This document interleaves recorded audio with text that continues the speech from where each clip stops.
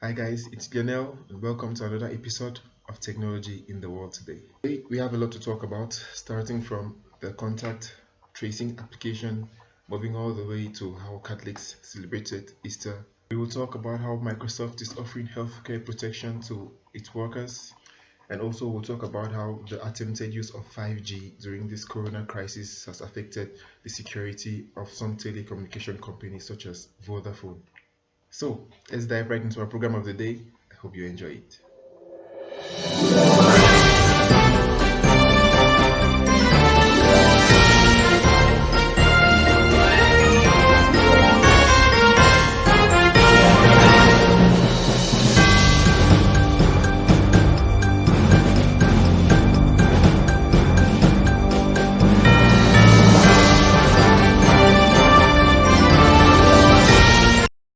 So for a while now, the technological giants in the world have been working non-stop on trying to implement contact tracing to battle the spreading of the coronavirus. In our last episode, we spoke about contact tracing. Now let us get more light on how this is implemented. When a patient is diagnosed with an infectious disease like COVID-19, an important step in slowing the transmission of the disease is contact tracing. Contact tracing seeks to identify the people who have had close contact with the infected individual, and who therefore may be infected themselves. This targeted strategy reduces the need for stay-at-home periods. However, manual contact tracing is subject to a person's ability to recall everyone they have come in contact with over a 2-week period. There is need for an automated, privacy-preserving contact tracing system. MIT is developing one such system. Cell phones are constantly advertising their presence using Bluetooth. These advertisements, which we call chirps, can be anonymous and contain no location data or personally identifiable information. Every phone stores a list of all the chirps that it has sent and all the chirps it has overheard from nearby phones within arm's reach. The MIT system utilizes these lists to enable contact tracing for people diagnosed with COVID-19.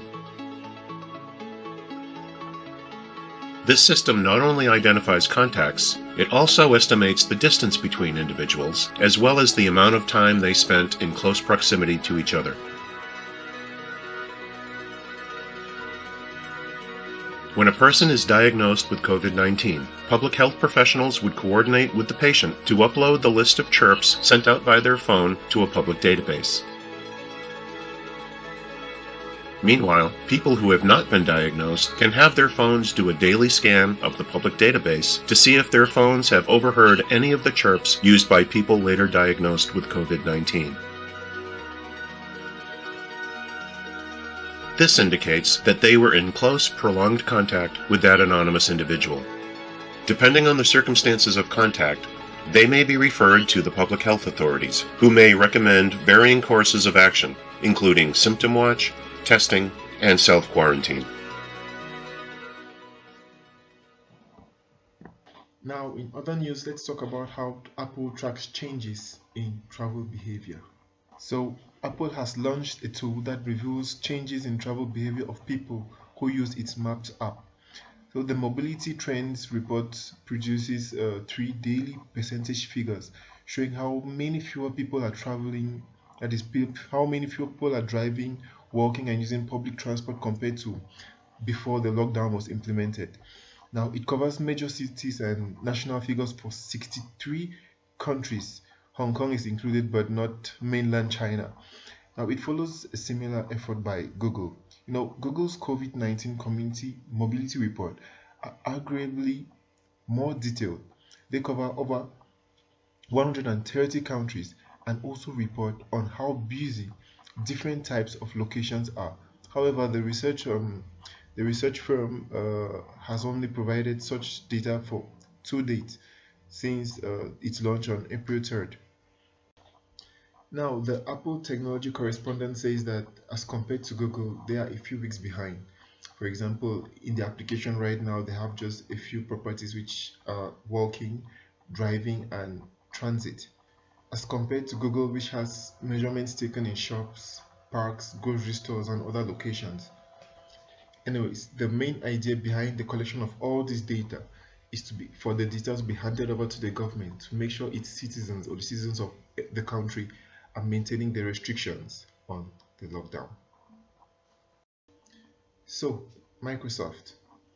We have been talking about how the technological giants have been getting involved in trying to battle the coronavirus. So we are going to see how Microsoft is offering protection to its staff while they work. Now, the program called Amit Guard tells users when Microsoft has detected an attack and it provides guidance on stopping it. Now, the World Health Organization has been among the victims of the attempted cyber attacks we know over the past month as concerns the COVID. So, the MP summons of China-owned firm to executives over security concerns. As much as Microsoft is trying to help the world through its healthcare system, it cannot help to stress on the fact that it's been affected by cybersecurity issues. Now, it says that the company has tracked 5 separate nation-state groups trying to hack email accounts and 9 prominent human rights organizations of over 1,000 times in the last year just alone. And these privacy and security concerns have also been spoken about with the Zoom conferencing application. Zoom customer is suing the video call company, claiming its sharing of data to Facebook is a violation of user privacy. We got in touch with Zoom, who said the Facebook software development kit has since been removed from the app. And the owner of video chat app House Party has offered $1 million to anyone who could show evidence it was the victim of a commercial smear campaign. This follows claims that downloading the app led to other services such as Netflix and Spotify to being hacked. Oof, $1 million, that's a lot of money, people. All you have to do is prove yourself. And finally, for today, we are going to talk about Easter. Now, as a result of the implementation of the 5G in the United Kingdom, during Easter there were over 20 suspected masked phone attacks, and it is seen that these attacks are mostly done on the hospitals. And it doesn't really make any sense, because why would you be hacking a hospital during the time of a pandemic? I mean, it doesn't make any sense. So the UK officials are addressing these hacks as being idiotic. But then, in the technological world, everything happens, Anyways, for some interesting news of what happens on Easter, we turn to Trevor Noah of The Daily Show. It's the holiday where millions of people around the globe commemorate Jesus dying on the cross, and then they get visited by the freakish love child of a rabbit and a chicken. But if most of the world's population isn't allowed to leave their homes, well then, how do you get to church?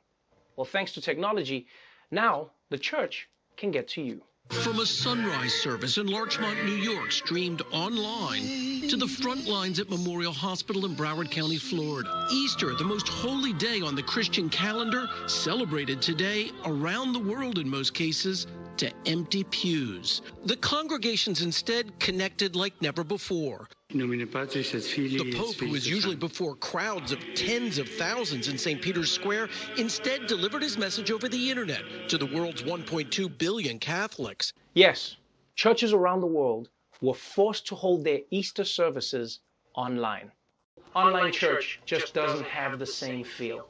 So they found responsible ways to still gather in the Lord's name. A unique approach for many other churches, drive-in services. Drivers honking in praise in Bedford Hills, New York. I like that. Sitting safely inside their cars, listening to a sermon. And in Ohio, another parking lot Easter celebration. It's just a blessing that we can all get together and continue to worship, even though we are in our cars. You see, now that's great thinking. People still doing what they need to do whilst being responsible.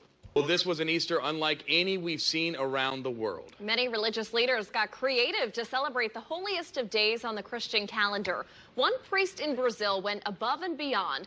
Father Omar Raposo climbed into a helicopter to share a blessing on everyone below. Wow, yeah, in Brazil, a priest flew over the city in a helicopter and blessed everybody from the sky. That is super cool. I will say, though, I feel bad for all the people on the ground who aren't religious. Ah, damn it! Ah, man, I was just going for a jog. Now I'm blessed in the love of Jesus. This is not how I planned my day. And I know right now Some of you haters out there are like, oh, why didn't he just pray from the ground? The prayers will still work. No, I'll tell you why he did that. Because that preacher knows that prayers work better when you're closer to heaven. It's the same way, if you want your internet to work better, then you've got to sit closer to your neighbor's Wi-Fi router. Alright guys, that's it for our episode of Technology in the World today. I hope you guys enjoyed it, and I hope I'll see you next time. Alright guys, keep in touch with us for more updates on technology, and don't forget to subscribe. Right.